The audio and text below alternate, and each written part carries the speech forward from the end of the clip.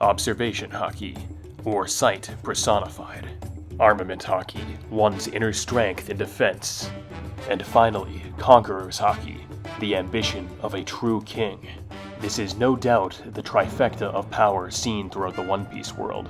Some individuals are lucky enough to possess qualities of one of these features. However, there are very few that possess all three. Ever since the Straw Hats entered the New World, Haki has been a staple of the crew, and an essential factor for their survival.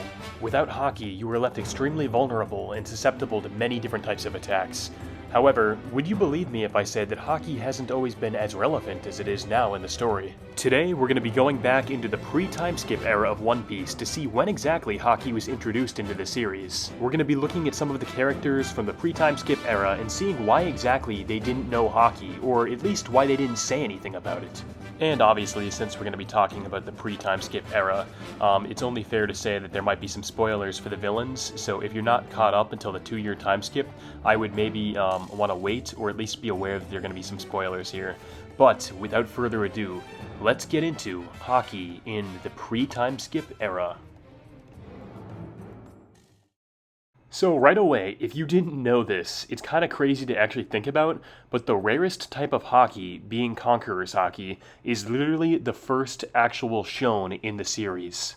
And of course, the Conquerors Haki is shown to us by none other than the Yonko, Shanks himself. And I have to say that I always find it funny when Shanks tells the Sea King to get lost. And honestly, he's like, yeah, just piss off, you little bitch. And the Sea King's like, yeah, that's understandable. You have a nice day there, sir. But upon first viewing this in the original scene when it came out, it wasn't really clear what this was.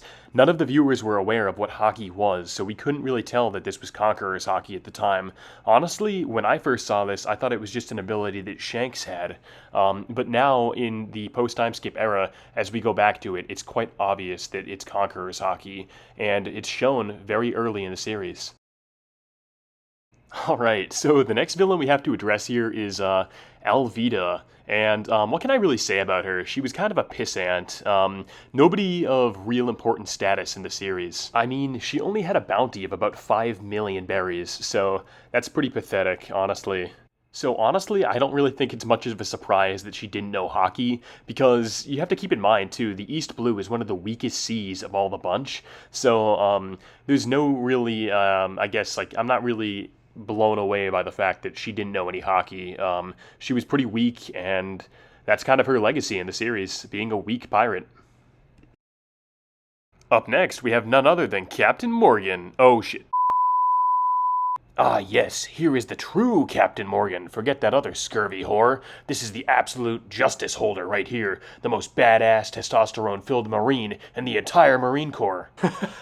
And he is absolutely one of the weakest Marines too. How this man has the rank of captain, I don't know. I cannot explain it to you, and I don't know why he doesn't know Haki. And the more you think about it, the more it does not make sense that this man doesn't know at least some type of observation Haki, even a little bit of armament. I mean, I don't understand it. So the only thing I can think of to justify him not knowing Haki, or at least not using it, is that he was aware of it, and Morgan was just too stubborn to learn it. Which, to be fair, would definitely fit his personality type of the big fucking tough Marine guy he's supposed to be. And can I just say this too? I mean, Morgan was defeated by Zoro, okay? Not even the main protagonist here. I mean, and we can be real, Zoro's a badass, mofo, but Morgan, I don't know, he's just super weak, no Haki relevance here. And again, we don't really see anything from him too special, so that's about where he falls. Now we have the man, the myth, the legend, Buggy D. Clown himself. The man who aligned himself with the Yonko Edward Newgate. The legend who fought alongside Gold D. Roger.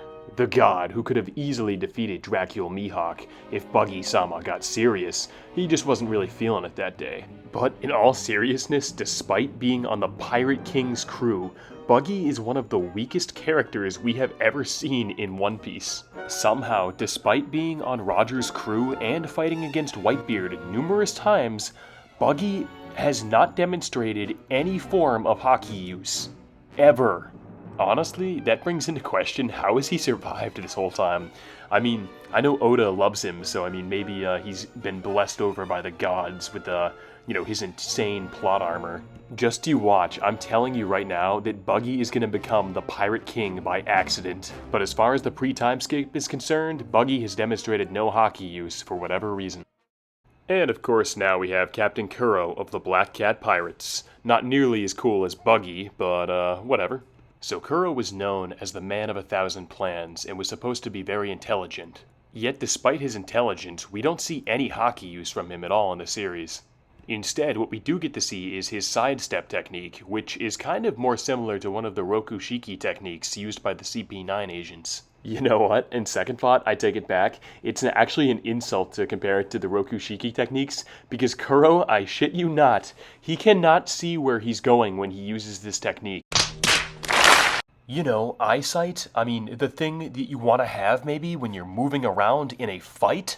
But aside from his blind sidestep maneuver, we haven't seen any Haki use at all from Kuro. It's a real shame too, because Captain Kuro is one of the coolest looking villains as far as designs, in my opinion, and I would love to see him make an appearance in the post-timeskip era. And of course, who could forget Don Krieg, rocking the Thanos armor and the 6 sideburns? I think Don Krieg is probably the worst pirate we've ever heard of, but we have heard of him, so we gotta give him some credit there. We know this guy's name. It might not be for good reason, but we've definitely heard of Don Krieg. And of course, upon his introduction into the series, the first thing we see is Krieg getting his shit rocked by Mihawk. I mean, his fleet of 50 ships were absolutely wiped out, and you can see the devastation here. I think Krieg was honestly just introduced to show what a threat one of the warlords was, and how big of a challenge going into the Grand Line can be for people. And as far as Haki is concerned, Krieg possesses none of it. We get to see him get his shit beat by Luffy on a one-on-one fight, and honestly he really uses cheap tactics like poison gas and just all types of secret weapons up his sleeve in order to win by any means necessary. Overall, I thought Krieg was an interesting character, kind of showing like how ruthless a pirate can really be. He had a bounty of 17 million berries, so it's no surprise he really didn't know any Haki. Krieg's story is honestly just one of defeat and deception, and I wouldn't be surprised if we never saw him again in the story, but who knows. Alright, now we are into one of my favorite arcs in all of One Piece, that of course being Arlong Park. Despite all of the magnificent display of fighting available, we see no evidence of Haki from Arlong or his crew. And hey, I'm not gonna complain, this fight was one of the best things that I've ever seen, not just in the One Piece anime, but anime in general. But again, we do have to ask, why didn't Arlong know Haki? He was in the company of former warlord Jinbei and Fisher Tiger of the Sun Pirates, so it's definitely plausible that Arlong should have been aware of Haki, but maybe he just wasn't strong enough to know it on his own. If I had to guess, I would say that Arlong's ambition got clouded in his racism, and that way he wasn't able to focus or develop his skills any further than simple physical attacks. But again, that's only my guess, and I have no real explanation to give you as to why he didn't know Haki in this series. Soon after this, Luffy arrives in Logtown, where we meet the first Logia Devil Fruit user ever in the series, Captain Smoker. And Smoker, unlike Captain Morgan, actually deserves his rank of a captain. I would say he's one of the most powerful Marines we had seen at this point in the series. Also, it's worth taking note that Luffy couldn't even touch Smoker, and honestly, I mean, if Dragon hadn't intervened, Luffy's journey would have ended right here, right now. I think it's very fair to say that Smoker knew about Haki.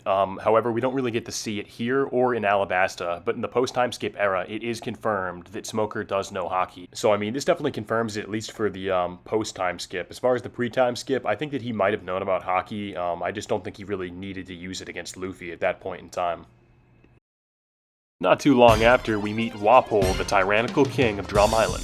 So the only power we really see Wapol use is just his Devil Fruit, the Baku Baku no Mi, or the Munch Munch Fruit. And we don't see any Haki use from Wapol throughout this arc.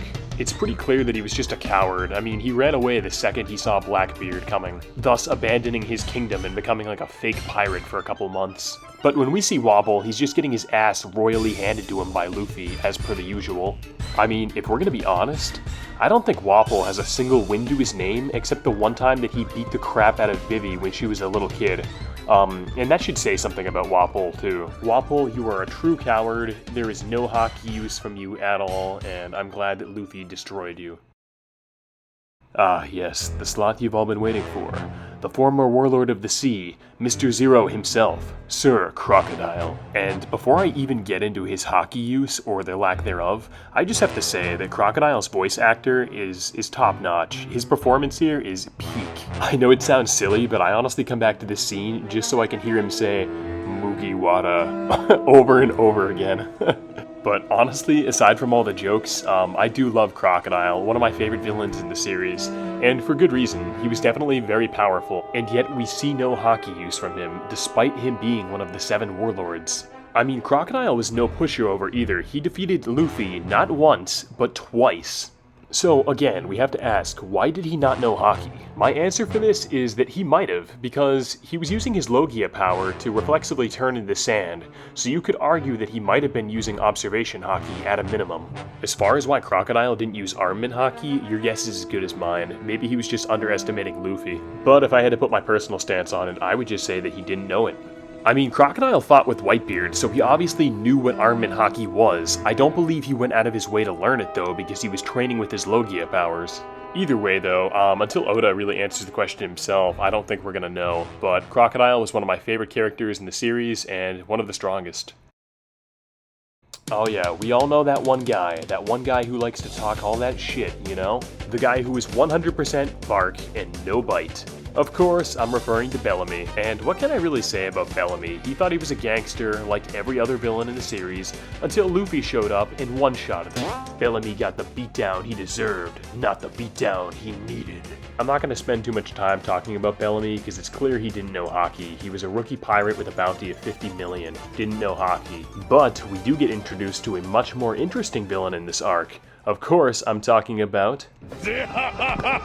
Marshall D. Teach has one of the best laughter styles in anime. Changed my mind. I honestly forget that Blackbeard actually made his first appearance in the Jaya arc of One Piece. Teach wasn't in the Jaya arc very long, but the little screen time he had, he made a huge impact. Revisiting this scene, it gives me goosebumps. This is arguably one of the most beautiful and yet disturbing scenes in the entire series. The crazed look of Blackbeard's eyes and the emotionless stare of Luffy, the two contrast each other in so many different ways as they exchange their ideologies right in front of each other. However, we have to get back into hockey now, so concerning Teach's use of it in the pre-timeskip era, we don't see it. It's definitely interesting because Teach has fought a lot of strong people like Ace, Magellan, and Luffy, and he's never used hockey. However, it has been confirmed by Oda that Teach does know hockey, so that's confirmed for all of you who are wondering. In my opinion, Teach probably knew about hockey, but he never felt the need to use it in the pre-timeskip era. Honestly, the man was such a powerhouse after coming off of Whitebeard's crew that he was probably too strong and didn't feel the need to really overexert himself in any way. But to be fair, Teach has freaking 2 devil fruits, so does he really even need to use hockey? I mean, that's just kind of like, you know, another flex on top of what he already has.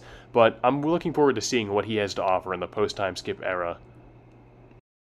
Alright, we are like halfway through the list, and we are only at the second person that actually knows hockey.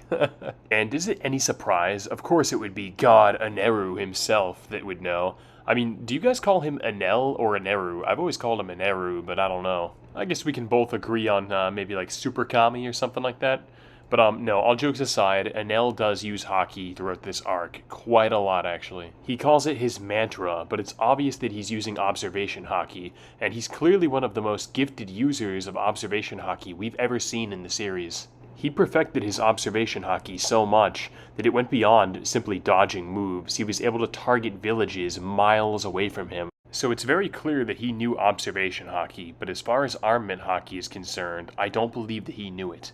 I honestly think that armament hockey in general was like a foreign concept to the Skypians. Because you have to think back when Aneru was trying to take over Skypiea in the beginning, don't you think that one of the people who were trying to revolt against him, if even one of them had armament hockey and they punched him, that would have ruined his entire day. Like, even as broken as his devil fruit is, we have to admit, Aneru himself is a glass cannon. I mean, this scene says it all right here. I mean, this face right here that spawned a million memes. So, Aneru overall was a very gifted observation hockey user, but I feel pretty damn confident saying he didn't know anything about armament hockey. He honestly thought he was invincible just because he was a Logia, so it really does show his lack of knowledge regarding armament hockey. Alright, up next we have good old Foxy, and... You know what? I don't want to talk about Foxy. He took up too much screen time as it was when he appeared, so yeah, we're not going to talk about him. Moving on! Alright, now we're getting into the real meat of things here. Starting with the Water 7 arc, we have the CP9 operatives. So we see all of the members are very adept at using the Rokushiki techniques, but none of them know Haki for whatever reason. But to be fair, they definitely use a lot of techniques that are similar to Haki. So one of them is obviously the Iron Body technique, where they kind of harden their body with their willpower, and they're kind of almost like impenetrable to damage when they do so. Another technique you could kind of compare to Observation Haki is the Paper Art, or Kamiye, where they're literally able to dodge like every single punch thrown their way. And honestly, these are just two of their techniques. They have so many more, like the Tempest Kick, the Rokuogan, the Finger Pistol, and the Geppo, or the Skywalk. So we really have to ask, why didn't they know Haki? And I mean, aside from the meta answer of, Oda hadn't introduced it to the series yet, I would honestly say that maybe the Rokushiki techniques are just easier to master. So honestly, you could argue that some of the techniques I discussed, like the Iron Body and the Paper Art, are merely building blocks in order to learn Haki. I think it's entirely possible that this might be the case, and it would explain a great deal about why they didn't know Haki at all. So you could also argue the fact that the CP9 agents, they mainly work with espionage. They're supposed to be assassins, not just your everyday marine grunt. So you could definitely see why the Rokushiki techniques are better aligned for that type of assassination work rather than just learning basic Haki. But I should also say that these explanations are more of my headcanon. None of this has actually been confirmed as to why they didn't know Haki. This is just stuff that I truly believe, or, to help me make better sense of the series. But regarding them in the post-time skip era, they definitely have Haki. I would absolutely guarantee it. It's evident that when we saw Lucci and Kaku, they had grown much stronger than before. And honestly, it's not like they needed Haki. They were all pretty superhuman in their own way, like such stealthy assassins. But honestly, I'm more curious to see what you guys think as far as the explanation here. I would love to see why you guys think they didn't know Haki in the comments below.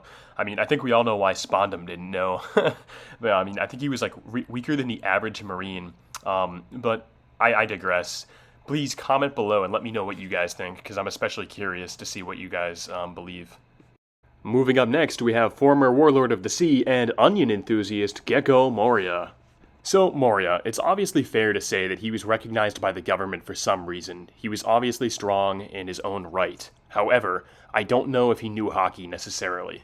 So obviously Moria was aware of Haki in some semblance. There's no way he couldn't be. The debate here is whether the man actually got off of his fat ass and practiced it. So Haki of course translates to one's inner strength, or literally ambition, which Moria does not have much of.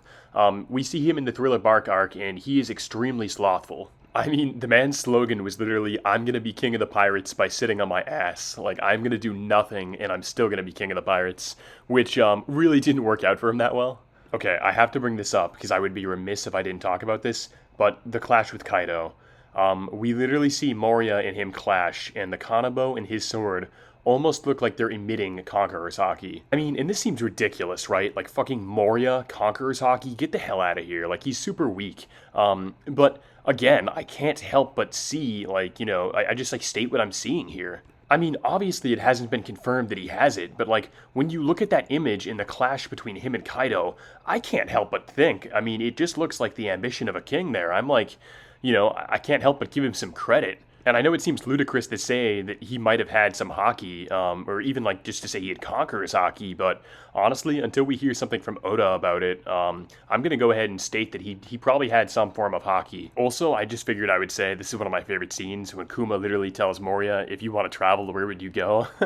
Like, he just arrived and he's ready to bitch slap Moria halfway across the fucking Grand Line. Oh my god, I'm sorry, I'll stop shitting on Moria. But no, honestly, I think it's very plausible that he did have some type of Haki. Again, it's like I said, I think after he lost his crew to Kaido, his ambition really went down the toilet, and I think it's possible that he wasn't really training like he used to. So even if he did have some Haki in the past, I think it's entirely possible that he lost it in all of the years that he wasn't training. But again, let me know what you guys think. So throughout all of the villains that I've just talked about, the Straw Hats overcame all of them. Even when things looked bleak, even when things looked impossible, the Straw Hats still prevailed. This man single-handedly pretty much destroyed the entire Straw Hat crew. This was the first time in the series where the Straw Hats were at a loss. And it's all thanks to, of course, Admiral Kizaru. I would just love to do a character analysis on this guy in another video, but unfortunately we're here to talk about his Haki use. While we don't see him specifically use Haki here, there's no doubt in my mind that he has it. You don't become a Navy Admiral without knowing Haki to begin with, and honestly, it's not like he even needed it. He single-handedly destroyed the entire Straw Hat crew and half of the supernovas that were on the island, all at the same time. I don't really know what else to say about this man, except he's an absolute powerhouse and one of the best Devil Fruit users in the entire series. So if you've noticed by now, we're starting to get a little bit more and more Haki as we go throughout the series, and Amazon Lily is no exception because the arc is filled with Haki. So we get to see the Kuja use their arrows, and they use armament Haki whenever they fire them off, making the projectile that much more dangerous. And we also get to see another early use of Luffy's Conquerors Haki here. So I mean, this is pretty much the turning point in the series where Haki starts to actually become developed. So we get to definitely see more use of it as the series goes on, because you can kind of tell this is the point where Oda is actually trying to introduce it and explain how these things worked in the One Piece world. But aside from these few different instances of Conquerors Haki and Armament Haki, we don't really see anything else from Amazon Lily in particular. We finally arrived at my favorite arc in all of One Piece, Impel Down. This arc combines the colorful cast of characters we've grown to love and hate. This arc brings back many fan favorites and has them all working towards a common good in trying to escape the prison. We get to see a little bit more light shined onto all the characters and develop their personalities even further in the series. And honestly, all of this combined is just amazing. And who could forget Luffy's best upgrade of all time with Mr. 3, literally the greatest thing in all of One Piece, Candle Champion. Luffy and Mr. 3 combine in the ultimate Voltron Power Rangers-esque looking robot machine. And this scene was amazing too. I honestly, I wish we could just cover this whole arc. And you know what? I think I will in another video if you guys want me to. But again, we're here to talk about pre-timeskip Haki, so let's get into it. So regarding Haki, we only see one clear use of it from Luffy during this time. And it's honestly a very touching moment. It takes place during level 5, Freezing Hell of Impel Down. At first we see Mr. 2, or Bonchan, trying to protect Luffy from a bunch of different wolves that are attacking him, and it's not going well at all.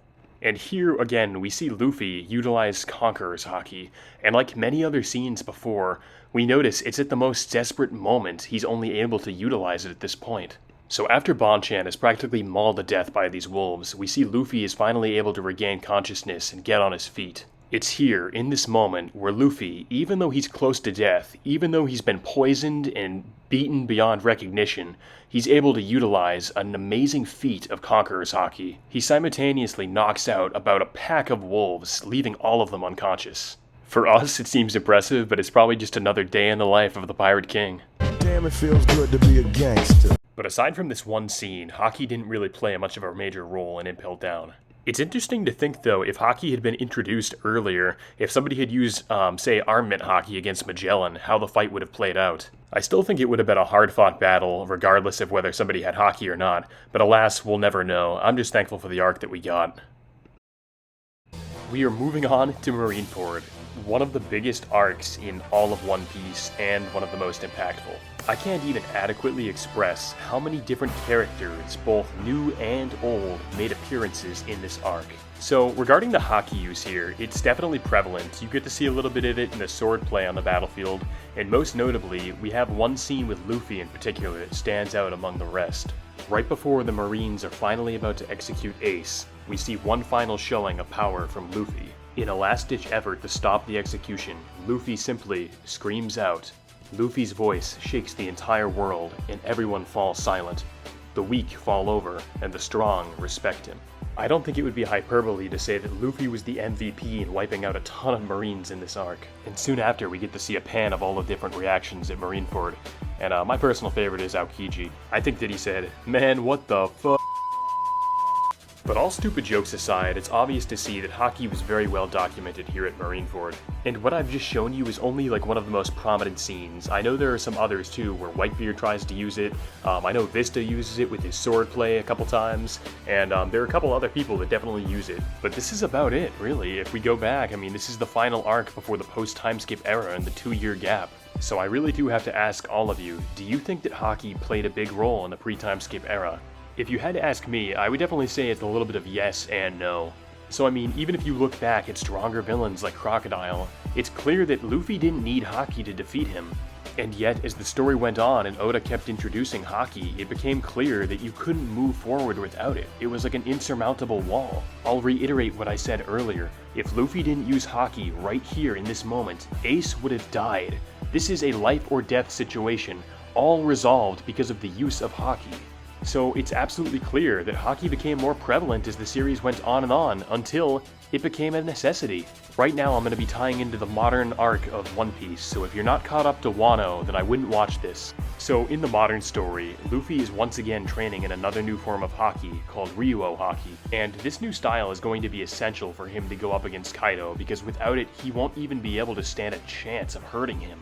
And even forget Wano, take out Wano, right? We still have Whole Cake Island where Luffy learns advanced observation Haki where he can literally predict movements in the future.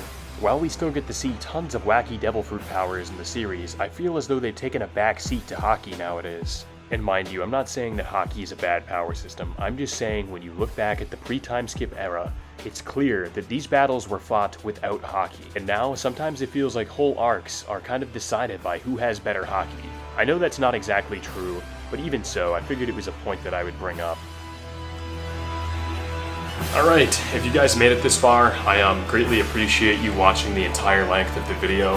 I will express that it took a while to put together just because I had to scour through the entire pre-timeskip era of One Piece just to get the right scenes that had Haki in them. I'm sure I missed maybe one or two scenes, but I'm not too worried about it. I got quite a lot of it done. But let me know what you guys think regarding Haki.